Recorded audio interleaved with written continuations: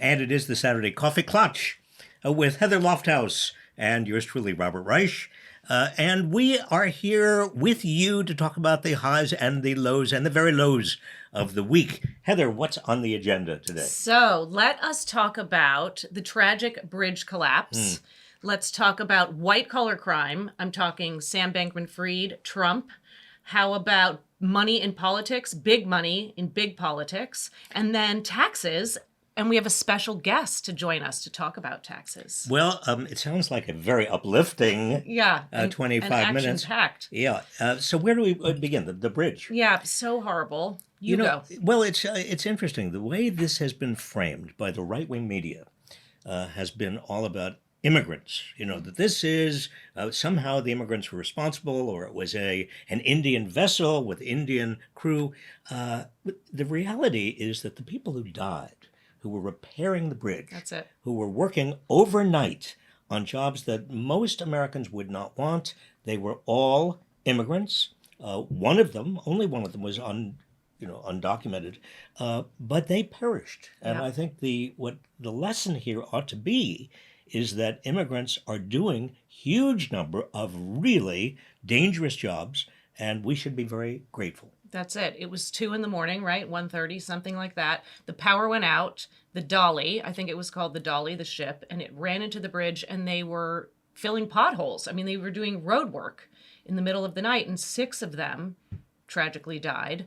But we talked about this. I thought there was going to be, it was now an infrastructure conversation. This was going to open it up, and Pete Buttigiig was going to come in. Well, Buttigieg is coming in, Right. and there is an infrastructure conversation in terms of the safety of American bridges. But it wasn't the leading story. But it's not the lead story Yeah. because, again, the right-wing media begins to frame these things very, very fast. They're good. And there are only about 5 themes Right. that they have, and they're mostly bigoted themes. Yeah.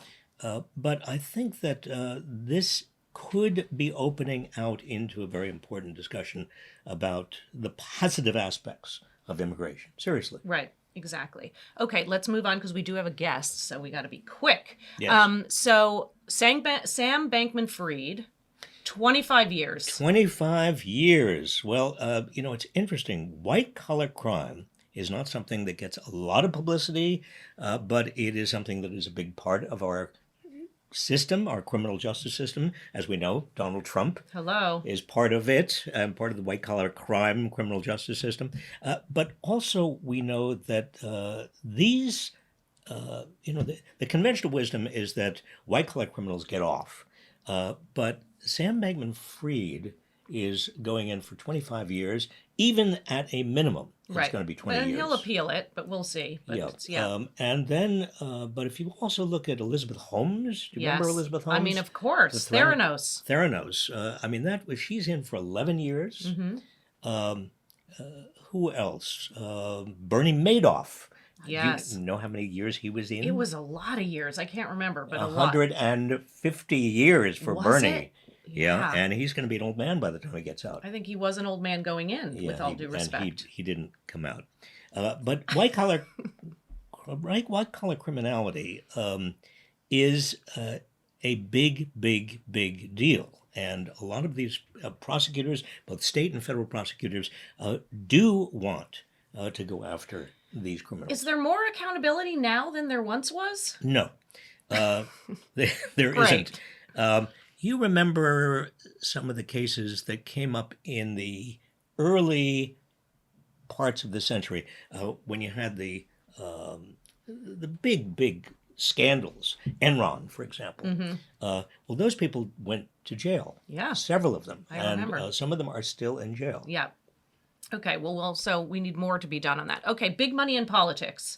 We have several things we can discuss. We can talk about Trump's Truth Social. This company that's not making any money has somehow been sold and is now worth lots of money on paper. I think that's a good place to stop for a second, because that company is only worth, what is it, $3 or $4 or $5 billion, because it found a way of skirting the securities laws by merging with a company that had already made all the filings, whose major institutional shareholder, by the way, is Jeff Yachts, a huge Trump supporter. Yep. And so this is all And owner of TikTok, partial and owner, a major owner of 7%. and got Trump to reverse himself on TikTok ownership. Trump was Yep. very much against the Chinese owning TikTok, and Trump came around. Why, I wonder.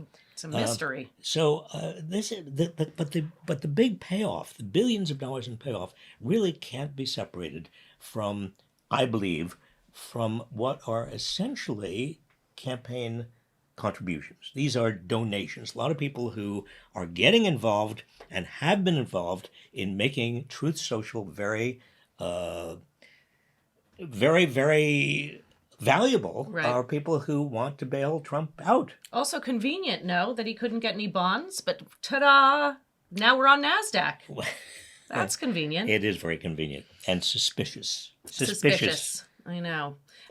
Also, in terms of big money, can we talk about Biden traveling to New York? I know Trump was also there, but there were some very big fundraisers happening. Well, on Thursday and Friday, Biden had two huge fundraisers. And who was there along with him? Bill Clinton, my former boss, and Barack Obama. More than $25 million was got out of Raised, this. I know. I mean, this is a huge deal.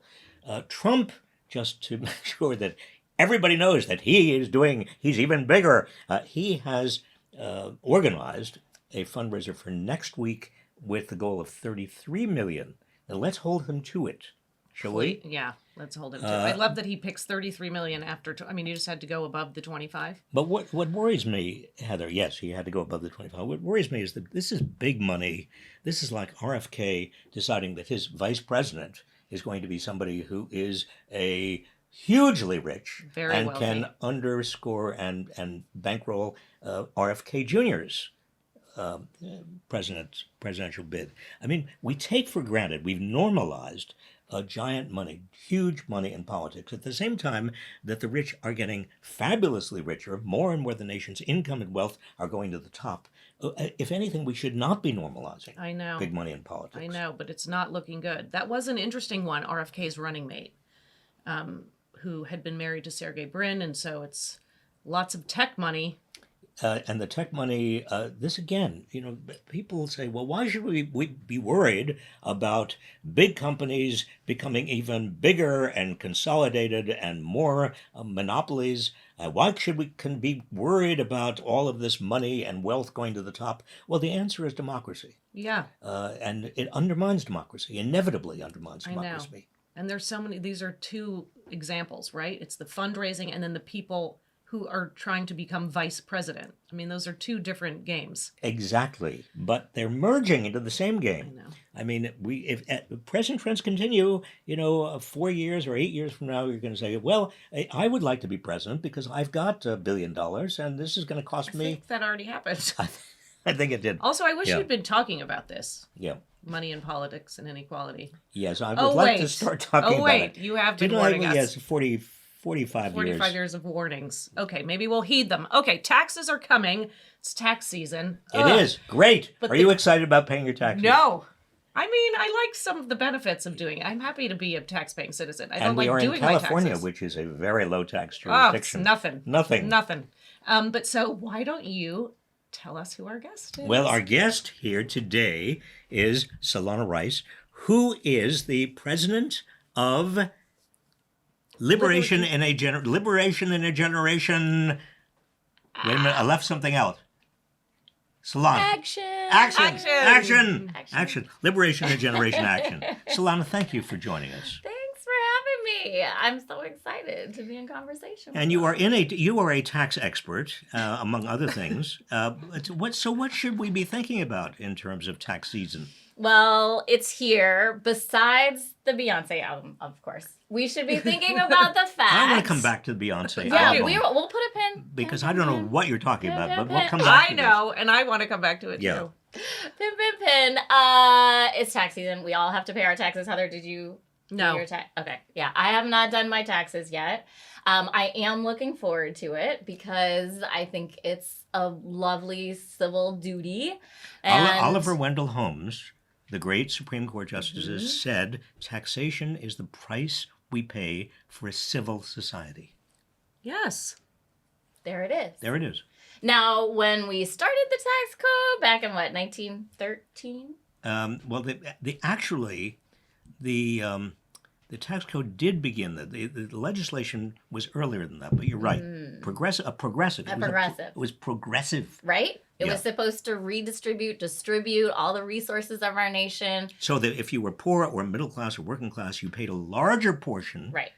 No, that was a trick. If you were poor or middle class, you paid a lower portion of your income in taxes than if you were Correct. very wealthy. Right. Up to 90% even when you were wealthy. Yeah. It was a big amount of money.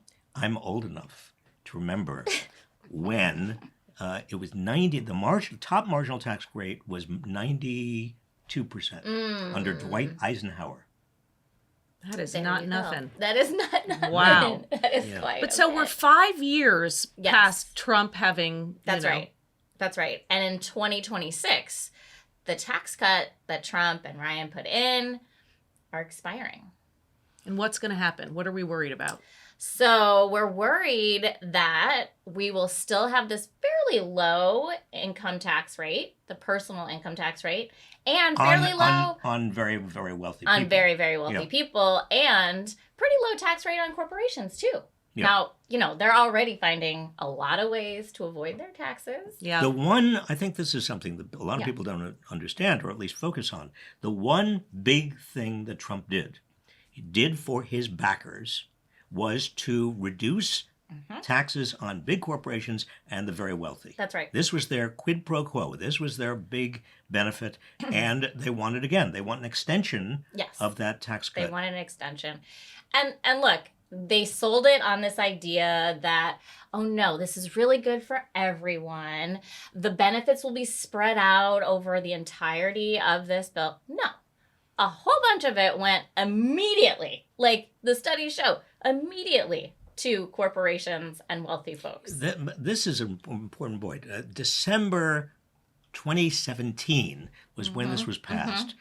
It That's was right. put into effect in January January 2018, and it That's right. right away Yes. reduces the tax bill Yeah. of wealthy people and big corporations. And of course, the whole thing about all of us are going to benefit from it. Heather, you could probably guess, like, Yeah. Did you get the did you $4,000? I didn't get it. I haven't. Maybe it's coming in the Maybe mail. it's Is it okay. DeJoy's With fault? Donald Trump's Is it signature on it. Yeah. It's totally DeJoy's fault. And look, we've got to acknowledge too that Black and brown people did not benefit from this tax cut. Well, that's odd. I'm surprised. Per I know, usual. But what I are the know. statistics around that? I mean, it is striking. So 80% of the tax cuts went to white wealthy folks. About 12% went to Black and Latinx folks. 80% people, 80%. I mean, that is staggering. And you might say, well, like, at least, like, Black wealthy people got some of this money, right? Like, the 1%er, no. The Black 1%ers really got half of the benefit of white 1%ers. That's interesting because the way we talk about this tax cut is that it went to big corporations and wealthy individuals, but the racial aspect of this is not understood. No, and it's by no mistake. I mean, it's embedded into the tax code. But is there a specific aspect of the tax code that would say, I mean, the comparison between the wealthy white 1%ers and the wealthy Black 1%ers is extraordinary. Yeah. Why? There are a couple of reasons why. My favorite one is the difference between a deduction and a credit, right? So this idea that I have to spend money in order to get the money back, that's the credit. But a lot of wealthy people are qualified for deductions. So they don't ever spend the money. They just keep their money. They just keep it. You mean- And so disproportionately, people of color. Elon Musk, for example, or Donald Trump, they or, just keep it. I mean, deduction after deduction after Deduction deduction. after deduction after deduction. And so, they might go into it looking like they've made a couple $1 million, couple $1 billion, but by the end, their income is very, very little, right? Because they've deducted all that income in different ways. So the top 1%, in terms of Black Americans in that top 1%, Yeah. they actually could not reap the benefits No. of those Yeah, deductions. they got about $19,000 back, whereas white Americans got about $52,000. in deductions. Okay, Yeah. important. Important. And the Important. numbers don't lie. I mean, this is to hear the numbers is striking. So how are they going to? I mean, what's happening in D.C. in terms of Social Security and Medicare You mean and you taxes? Oh, well, the reason that Yeah. Republicans are attacking Social Security and Medicare right now, Here we go. already, and Trump is, he made an attack, and he made people He were didn't so mean upset. it. He didn't mean it. He meant every bit of it. And the reason that they're doing this and laying the foundation for raising the eligibility age on Social Security and also making it very, very difficult for a lot of people to get Medicaid is because this is where the tax cut money is going to come from without exploding the deficit. I mean, the first tax cut that we're talking about, the 2017, 2017, yeah. that exploded the federal deficit in ways that I think would be embarrassing for the Republicans to do again. Yeah. And honestly, like, we need our tax code, not just to pay for nice things, but to actually distribute our wealth. Like, we can actually have nice things if we taxed ourselves. And even beyond the tax code, if we had some really great monetary policy. Monetary policy with a wink. But wait a minute, before we get into monetary policy, what about, I mean, let's be quite serious here. The possibility for a wealth tax. Is that, suppose Democrats in our dreams took back control of both houses of Congress and Biden got reelected. I like this. Is there any possibility? I mean, really, given that a historic, I mean, an amazing amount of money is going to the top, corporations we now know got a record amount of profits at the end of last year. I mean, we've never seen anything like that. And most Americans are still, basically living paycheck to paycheck. Right. And you are talking about the things we all need in terms of infrastructure and schools and parks and help with health care and help with, even child care and elder care. Exactly. Are we going to get a wealth tax?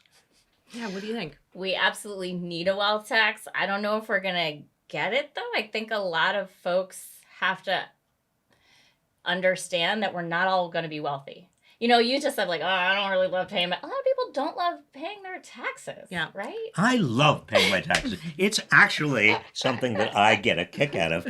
But go back to what we were talking about before. I mean, both Biden and Trump are tapping the richest people in the country for campaign donations. Right. Are they, I mean, can we expect that, given our system, that we're ever going to have a wealth tax, even with the Democrats in control? I mean, the idea of a wealth tax is awesome. And of course, we support it at Liberation of the Generation. And action. Action.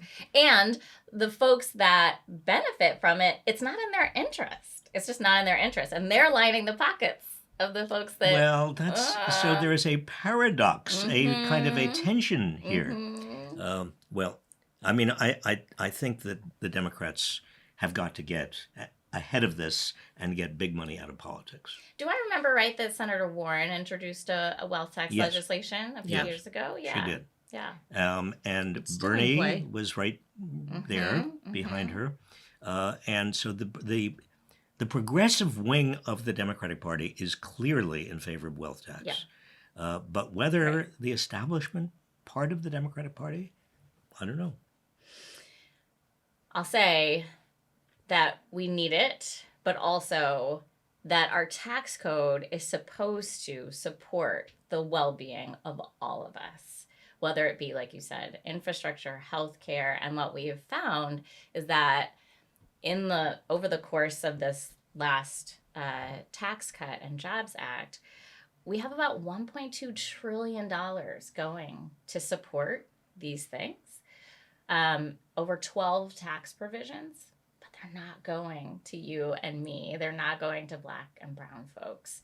And so it does make me question whether or not the tax code can actually bring us to wealth building, bring us to prosperity, bring us all. I don't know. What do you think? So Do you let think it could be? me make sure I understand what you're saying, because you're saying not only is the tax code not progressive in the sense that it is no longer doing what it did in the 1950s, taking a larger chunk of the wealth of the people who were at the top, but you're saying that the money that is collected is not going to help the people who actually need the help. That's right. That's right. So it's That's both right. sides It's of the both. equation. And now we're going to borrow money from Social Security and Medicare to make it all happen. I mean, it's taking away. Yeah. Yeah. So Not a good. not a good what's way. this? I mean, the only way out of this, it seems to me, is political organizing. Yes, that is the only way. And so what I'm so excited about is organizers and advocates starting to understand and get into the tax code, not just like right now in April when everybody's thinking about it, but let's not forget, this is a whole drumbeat. We still have until 2026, so we have to keep. Sorry, you got to keep talking about taxes and Well, inequality. I'm just thinking. I have addressed large groups of organizers, community organizers, and political organizers, and I think the word tax has come up maybe once. And that's when and then they fell asleep. That's right. They were. So then you adjusted tax. But you know what's not you easy. know what's been a good entry that I like to talk about is corporations and corporate tax, because people get the influence of corporations in their everyday lives, whether they're consumers or whether they're workers, whether they're trying to get loans. Like, people get that and they understand that corporations are not paying enough. But they're not. I think what they don't get is that we have an administration, not just this administration, but Trump and every administration that I've been associated with, that has been giving money to big corporations, tax breaks and subsidies and bailouts to the banks. And what do they do with that money? They use it to buy back stock, shares of stock, and make the shareholders even wealthier. But they're not putting it in their workers or in their companies or in research and development. And we're coming out with a new report that actually, I'm gonna spoil the report. But, Do it. Okay. Don't listen. Don't tell them. Tell anybody. Well, visit the site and you'll get the report. Those shareholders, that's a huge amount of money, and it's actually fueling the racial wealth gap. So not only are we letting corporations drive our economy, we're also letting it drive inequality. So it's fueling the racial wealth gap because you have so few Black and brown people that who actually are shareholders. Yeah. And so much of this is about framing and putting it in ways. I mean, that's what you were just saying, but you've had some good tweets lately where you say, look at what executives are getting paid. It is more than that corporation paid in federal taxes. I mean, that kind of stark juxtaposition is so important to point out, because then people, I mean, you know it, but I think we got to do more of that. And that's what you do at Liberation and Generation Action is kind of storytell, and then get organizers on the ground to do it as well. It's so important. Okay, you are doing it too. I storytell. Inequality Media Civic Action. We also make videos. Exactly. Yes. Thank you for that plug. Okay, so we have Easter. Happy Easter to those who celebrate and Happy Easter. Dye eggs and everything else. And happy next Monday, day after Easter, which is April Fool's Day, but also day after Easter. It's also my mother's birthday. Oh, happy birthday. What's her name? Virginia. Happy birthday. Happy birthday, Virginia. And you said you're going to listen to the Beyoncé album, which I am too. And Bob, we're going to get it on your Spotify before you leave. Look, I am embarrassed to say I'm not. You're not up on the album? Of the Beyoncé album. How many songs? 27. 27 songs. Willie Nelson, Miley Cyrus, Dolly Parton. What was that? Dolly Parton is on this album? So Beyoncé does a cover of Jolene. Yes. Oh, I didn't know that. Mm-hmm. Yeah. It's Willie phenomenal. Nelson is on the album, though. Yeah.